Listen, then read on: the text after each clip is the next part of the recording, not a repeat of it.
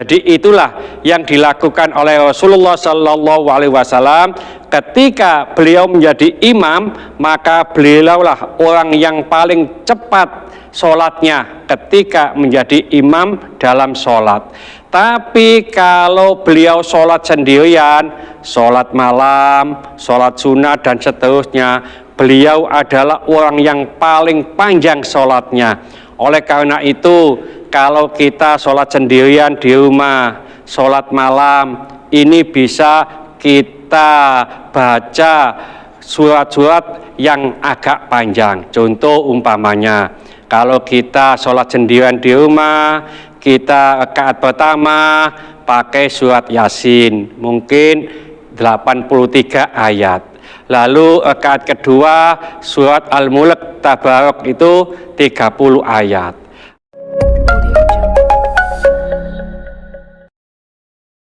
Assalamualaikum warahmatullahi wabarakatuh. Kali ini saya ingin membahas hadis yang berkenaan dengan Nabi adalah orang yang paling cepat sholatnya bila menjadi imam. Dalam hadis riwayat At-Tabrani an Abi Waqidin Al-Laitsi, dari Abi Waqid Al-Laitsi, anna Rasulullah sallallahu alaihi wasallam, bahwasanya Rasulullah sallallahu alaihi wasallam kana akhafan nasi sholatan linnasi, beliau adalah orang yang paling cepat sholatnya ketika menjadi imam sholat. Wa atwalan nasi sholatan linafsihi, dan beliau adalah paling panjang sholatnya ketika sholat sendirian. Jadi ini hadis yang disampaikan oleh Rasulullah Sallallahu Alaihi Wasallam, tentunya kita juga mengikutinya. Apabila kita menjadi imam sholat, maka kita tidak perlu memperpanjang. Artinya kita dianjurkan untuk meringankan. Meringankan apanya? Meringankan bacaannya, tidak terlalu panjang. Meringankan gerakannya, tidak terlalu panjang. Contoh umpamanya, kalau kita ruku itu biasanya membaca Subhana Rabbiyal Adzim wa bihamdi, itu 3 kali. Dan Imam Al-Ghazali menyarankan kalau jadi imam tidak lebih dari 3 kali. Artinya apa? Artinya supaya tidak terlalu lama. Tapi kalau sholat sendirian bisa 5 kali, 7 kali, sampai 9 kali karena sholat sendirian. Jadi itulah yang dilakukan oleh Rasulullah Sallallahu Alaihi Wasallam ketika beliau menjadi imam, maka beliaulah orang yang paling cepat sholatnya ketika menjadi imam dalam sholat. Tapi kalau beliau sholat sendirian, sholat malam, sholat sunnah dan seterusnya, beliau adalah orang yang paling panjang sholatnya.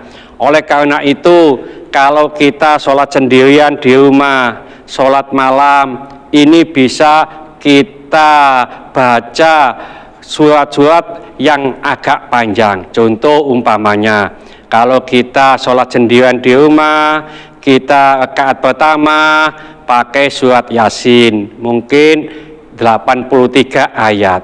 Lalu rakaat kedua surat Al-Mulk Tabarok itu 30 ayat.